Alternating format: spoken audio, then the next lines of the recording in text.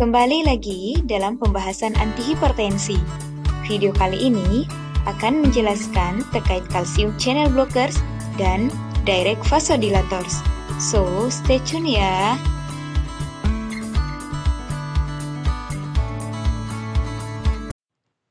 Sebelum menjelaskan mekanisme kerja dari antihipertensi kalsium channel blockers dan direct vasodilator, terlebih dahulu kita jelaskan terkait peran kalsium dalam proses kontraksi otot polos. Berikut ini merupakan mekanisme kontraksi otot polos pembuluh darah.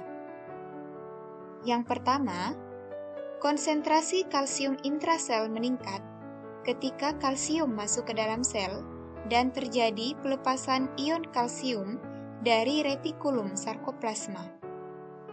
Kedua, kalsium terikat dengan kalmodulin.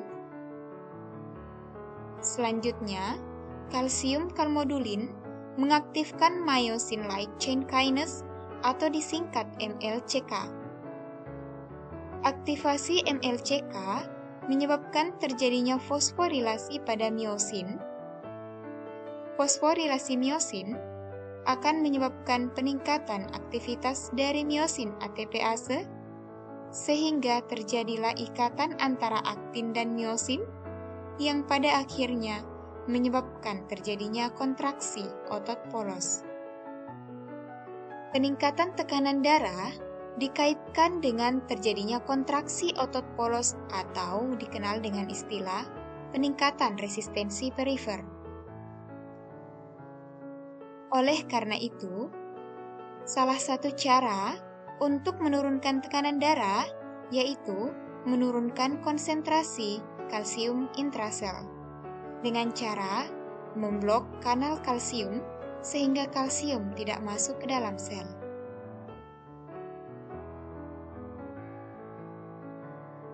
Berikut ini merupakan mekanisme kerja dari kalsium channel blockers atau disingkat CCB. Antihipertensi golongan CCB terikat dengan kanal kalsium tipe L yang terletak di otot polos pembuluh darah, otot jantung, dan nodus jantung, dalam hal ini nodus sinoatrial dan atrioventrikular, sehingga mencegah ion kalsium masuk ke dalam sel. Dengan demikian, antihipertensi CCB menyebabkan terjadinya relaksasi otot polos pembuluh darah atau dikenal dengan istilah vasodilatasi, menurunkan kontraksi otot jantung atau efek inotropik negatif, menurunkan denyut jantung atau memiliki efek kronotropi negatif, serta menurunkan kecepatan konduksi di nodus jantung atau dengan kata lain, memiliki efek dromotropi negatif. Antihipertensi golongan CCB terdiri atas dua kelas. Yang pertama, turunan dihidropiridin, contohnya amlodipin, felodipin, nifedipin, dan lain-lain. Turunan dihidropiridin selektif pada kanal kalsium tipe L di pembuluh darah. Selanjutnya, turunan non-dihidropiridin, contohnya verapamil, yang relatif selektif di jantung, diltiazem, mempunyai efek di jantung dan pembuluh darah.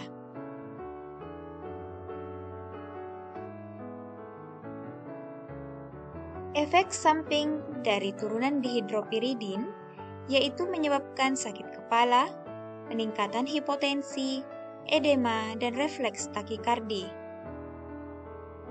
Sedangkan efek samping pada penggunaan non-dihidropiridin yang selektif di jantung, yaitu verapamil, dapat menyebabkan terjadinya bradikardi, gangguan konduksi elektrik di jantung, serta menurunkan kontraktilitas. Antihipertensi yang lain yaitu direct vasodilator, contohnya hidralazin. Direct vasodilator merelaksasi otot polos arteri tetapi tidak mempunyai efek di otot polos pembuluh darah vena. Mekanisme kerjanya tidak sepenuhnya diketahui, tetapi secara teori, direct vasodilator mengganggu perpindahan ion kalsium ke dalam otot polos pembuluh darah. Hal ini akan mencegah terjadinya vasokonstriksi atau mencegah kontraksi otot polos pembuluh darah. Sehingga direct vasodilator juga dapat menurunkan tekanan darah. Selain itu, direct vasodilator juga dapat memperbaiki cardiac output.